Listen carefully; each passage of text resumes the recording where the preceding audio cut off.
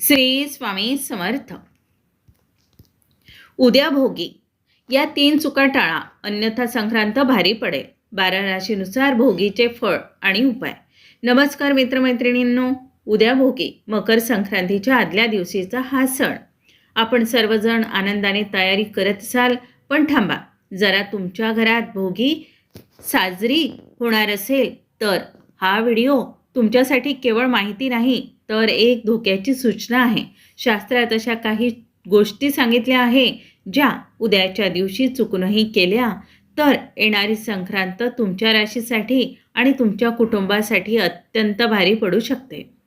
तुम्ही म्हणाल, आम्ही तर दरवर्षी भोगी साजरी करतो, मग आत्ताच काय वेगळं? मित्रांनो, या वर्षीचे ग्रहमान आणि नक्षत्रांची स्थिती काही वेगळंच संकेत देत आहे. आज मी तुम्हाला असे 3 कडक नियम सांगणार आहे, जे पाळले नाहीत तर घरात दारिद्र्यता आणि कटकटींचा प्रवेश होऊ शकतो. व्हिडिओ शेवटपर्यंत पहा, कारण शेवटचा नियम सर्वात महत्त्वाचा आहे, जो तुमच्या आयुष्याची दिशा बदलू शकतो. व्हिडिओ सुरू करण्यापूर्वी कमेंट बॉक्समध्ये श्री स्वामी समर्थ आणि ओम नमो भगवते वासुदेवाय लिहायला विसरू नका. तुमची एक कमेंट तुमच्यावर ईश्वराची कृपा मिळवून देऊ शकते. व्हिडिओला आत्ताच लाईक करा, शेअर करा आणि चॅनलला सबस्क्राईब करा, कारण अशा गुपित गोष्टी तुम्हाला इतर कुठेही ऐकायला मिळणार नाही. भोगी म्हणजे भोग घेण्याचा दिवस, पण हा भोग फक्त जेवणाचा नाही तर निसर्गाशी जोडण्याचा आहे. जुन्या काळात आपल्या आजी पणजी काही गोष्टी कटाक्षाने पाळायच्या, पण आजच्या आधुनिक युगात आपण त्या विसरलो आहोत. आणि म्हणूनच आज घरात आजारपण, पैशाची चणचण आणि मानसिक अशांती वाढलेली आहे. उद्या सकाळी सूर्योदयाच्या आधी तुम्ही काय करता यावर तुमच्या पुढच्या वर्षाचे भाग्य अवलंबून आहे. तुम्हाला वाटतं की नुसती भोगीची भाजी केली की झालं, तर तसं नाही. या भाजीच्या सुगंधामध्ये आणि त्यातील घटकांमध्ये एक मोठं आध्यात्मिक गुपित दडलं आहे. जर ते गुपित तुम्हाला माहीत नसेल तर तुमचे सर्व प्रयत्न वाया जाऊ शकतात. आता वळूया पहिल्या नियमाकडे. उद्या सकाळी उठल्यानंतर सर्वात प्रथम एक काम तुम्हाला काय करायचं आहे? उद्या आंघोळीच्या पाण्यात तीळ टाकणे अनिवार्य आहे. पण नुसते तीळ टाकून चालणार नाही. शास्त्र सांगतं की भोगीच्या दिवशी जो व्यक्ती अभ्यंग स्नान करत नाही किंवा अंगाला तीळ लावत नाही, त्याच्या शरीरातील नकारात्मक ऊर्जा बाहेर पडत नाही. उद्याच्या दिवशी उशिरा उठणं ही सर्वात मोठी चूक ठरेल. जर तुम्ही उद्या सूर्योदयानंतर उठाल तर संक्रांतीचे पुण्य फळ तुम्हाला मिळणार नाही. उपाय सांगते, ऐका. आंघोळ करताना पाण्यात थोडे काळे तीळ टाका आणि गंगेच यमुने चैव हा मंत्र म्हणा. यामुळे तुमच्या शरीरातील शनीचा प्रभाव कमी होण्यास मदत होईल.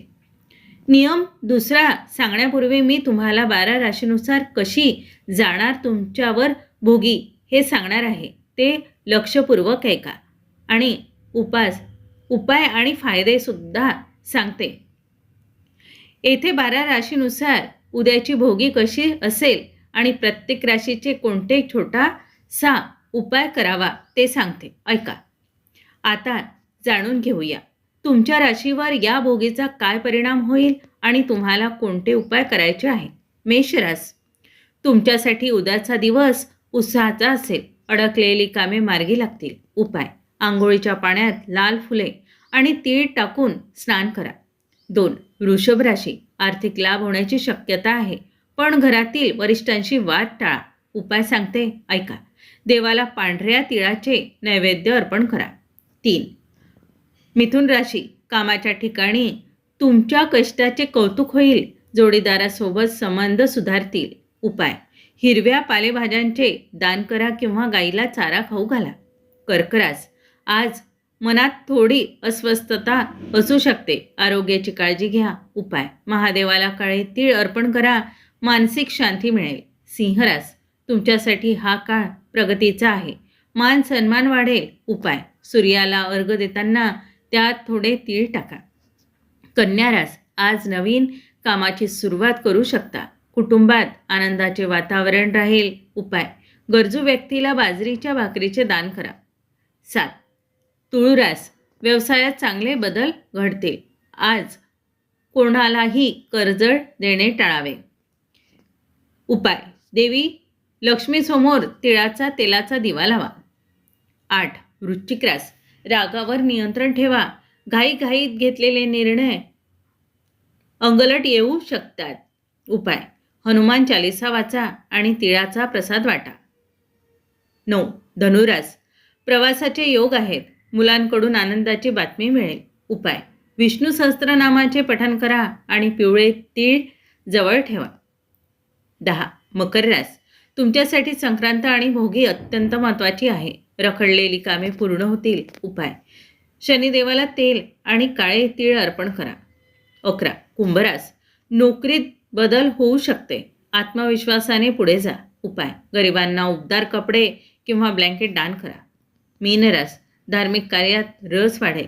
अचानक धनलाभ होण्याची शक्यता आहे. उपाय: कुळदेवतेची ओटी भरा आणि तीळ गुळ अर्पण करा. दुसरा उपाय आहे तुमच्या स्वयंपाकघराशी संबंधित. उद्या आपण भोगीची भाजी करतो. गाजर, घेवडा, वांगी, हरभरा सर्व काही असतं.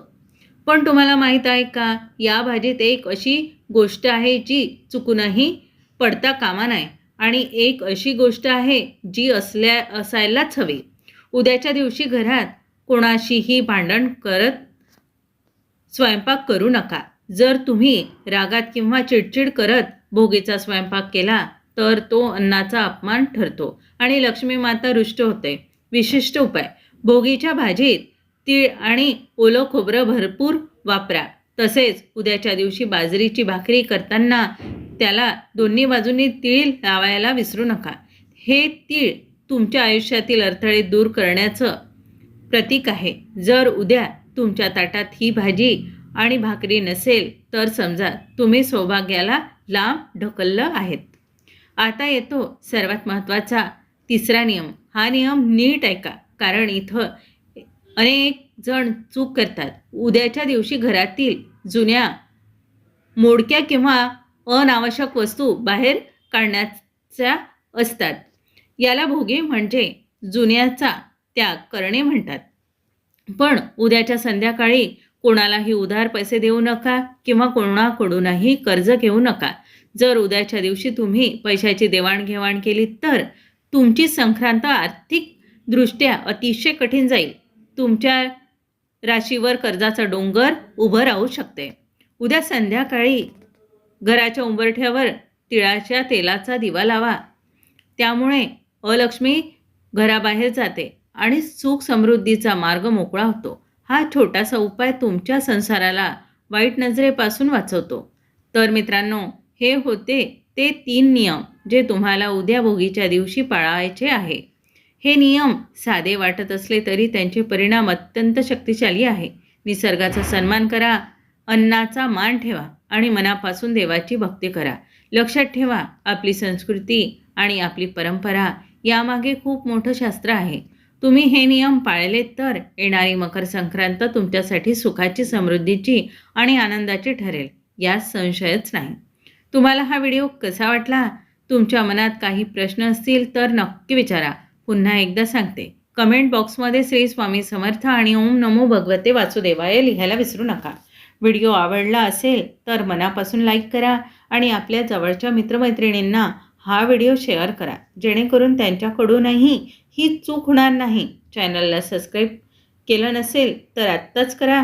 तुमची भोगी आणि संक्रांत आनंदात जाओ हीच ईश्वरचरणी प्रार्थना. धन्यवाद. श्री स्वामी समर्थ.